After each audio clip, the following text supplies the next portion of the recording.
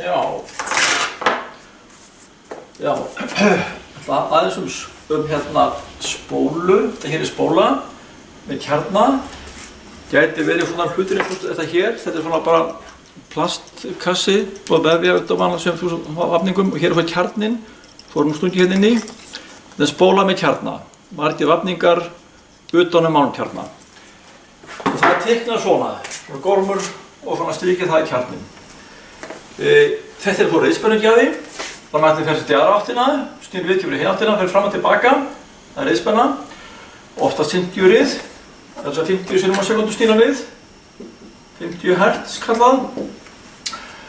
Og þá gerist það í spólunni að hún fer að mynda segulsvið, þú erum að skoða á það segulsviðið. Og ef þetta hérna bláa spennan sem í spóluna hérna, þetta U-ið. Og þegar straumurinn hefur svo mikið að gera, hann búið til segulsvið og snúaði við og búið til nýtt og snúaði við, þá hann lengur á leiðinni. Þannig að honum senkar. Hann kemur á eftir, þetta hér tímaásinn hérna, þetta T, þetta hér spennan eða straumurinn, getur verið U-ásinn og líka bara straumurinn hár og yð. Þannig að straumurinn kemur aðeins á eftir spennunni. Þetta bil hér á milli, þetta hérna, það fasvikið. Fasvik samsagt hvað straumurinn langt á eftir spennunni í spólu. Og nú skulum við kíkja á hvernig þetta ef við horfum á þetta spennulega.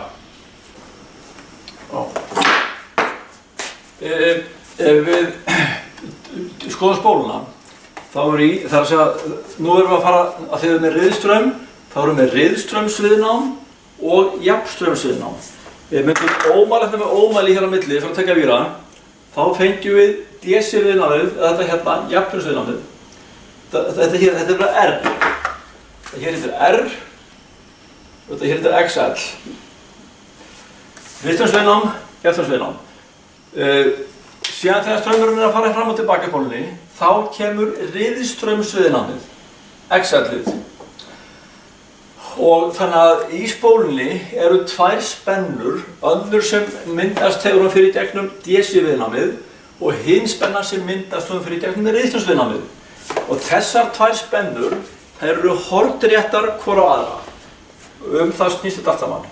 Hér væri þetta hérna, þessi ás hér er DC-viðnámið og þessi ás hér er spólan. Og hérna væri þá UR-spennan og hér UL-spennan. Og þetta kallað vektorar, það að segja, við teiknum þetta sem þessu 10 volt og þetta hér 15 volt, þá þetta cirka svona. Og langhliðin sem hér, spennan hérna, það spenna spennugjafans, hér yfir. Þetta sem spenna spennugjafans hérna, þetta bara U-spennugjafi. Spennugjafi. Þetta spennan yfir riðstraumshlutaspólunnar og þetta hér spennan yfir jafnstraumshlutaspólunnar. Þetta almennt ekki hægt að mæla.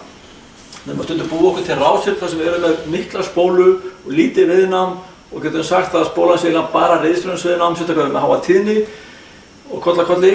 En fasvikið snýst þetta, það að segja að við vitum að spennan yfir riðstraumsviðnámið er 90 gráður á spennuna yfir jafnstraumsviðnámið. Og hér myndar þetta umtalaða og skemmtilega fasvikshorn, það hér. Það hér fasvikið. En það sem líka, það sem við notum mest yfirleitt, svona í praxis. Þetta hér spennuþrýtingurinn, svo til viðnámaþrýtingurinn, hann alveg í sömu hluthöllum, þá það bara XL-ið hér og R-ið hér og samviðnámið hérna og svo til aflþrýtingurinn.